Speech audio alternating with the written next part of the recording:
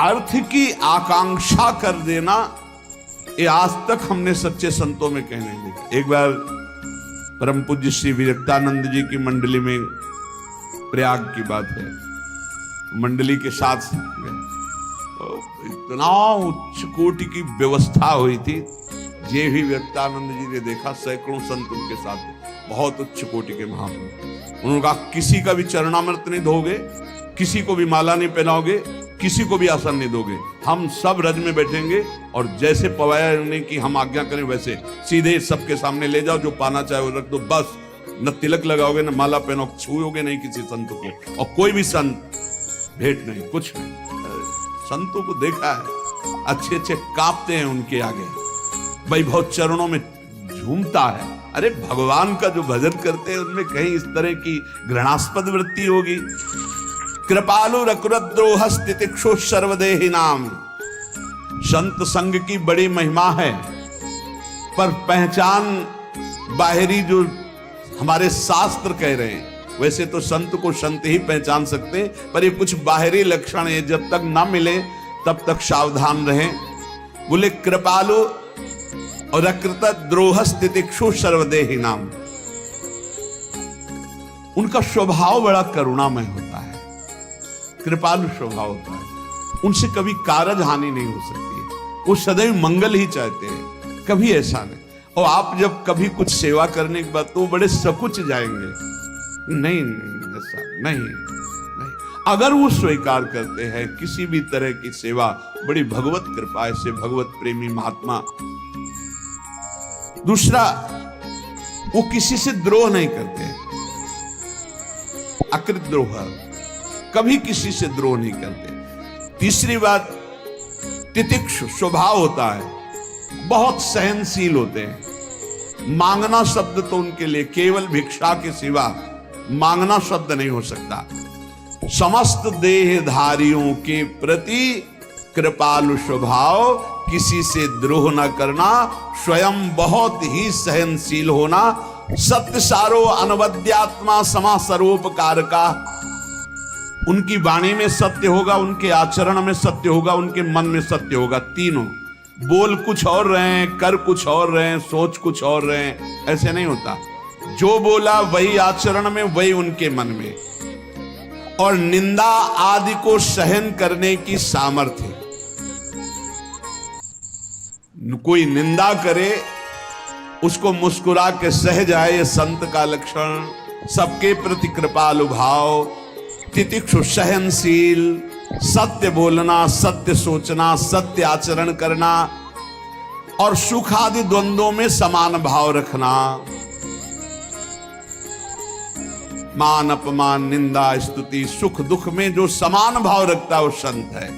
और सबका उपकार करने वाला, कभी भी भोगों के सानिध्य में विचलित ना होने वाला, जितेंद्री, कोमल चित्र, पवित्र, अकिंचन, निष्कामी और थोड़ा भोजन करने वाला, मितभोगी, शांत, स्थिर, भगवत परायण, मननशील, सावधान, गंभीर, बड़े बड़े संकटों में भी विचलित ना होने वाला, भूख पर विजय, प्यास पर विजय, शोक पर विजय, मोह पर विजय, जरा पर विजय, मृत्यु पर विजय, इन 6 विकारों पर विजय प्राप्त किए हुआ, कभी मान न चाहने वाला, दूसरों को मान देने वाला, और बहुत ही शास्त्र ज्ञान में दक्ष, सबसे मित्र, मैत्री भाव, मित्रता का भाव रखने वाला, वो ज्ञानवान महात्मा भगवान का प्रिय संत होता है।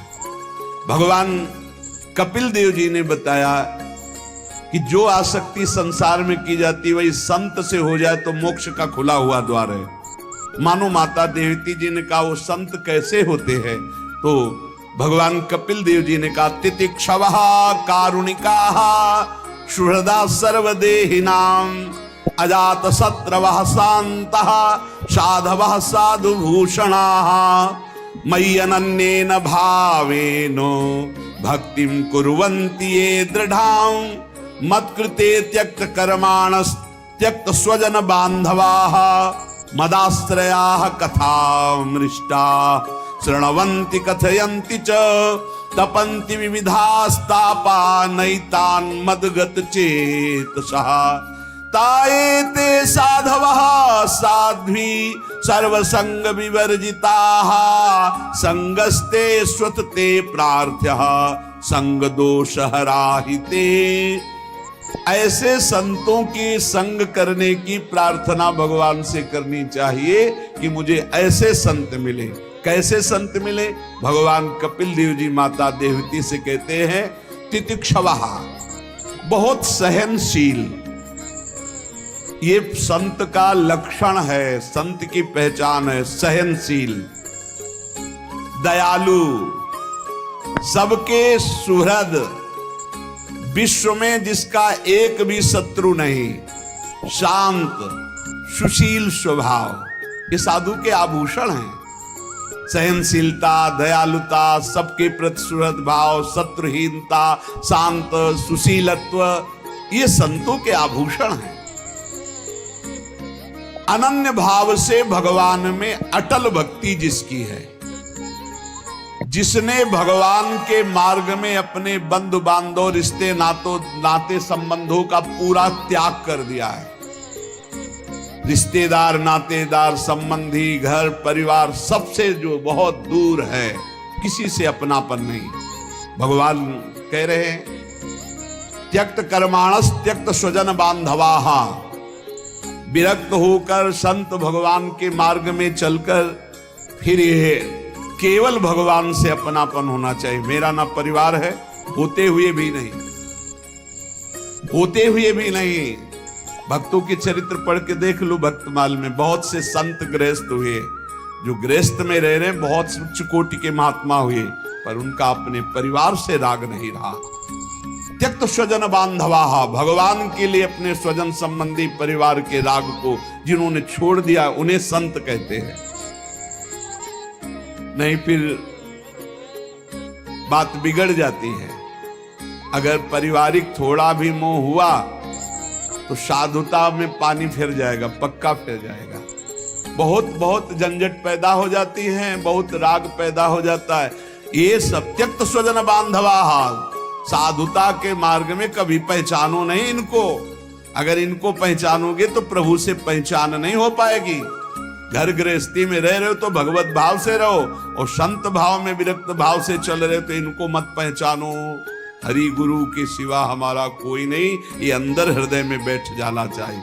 त्यक्त स्वजन बांधवाः। इसलिए साधु को जीवन भर ध्यान रखना चाहिए।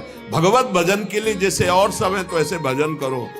अपने पास जो भी वस्तु आई है वो केवल श्री जी की सेवा के निमित्त है, संत सेवा के निमित्त है। उसका अधिकार केवल श्री जी और संत सेवा के लिए।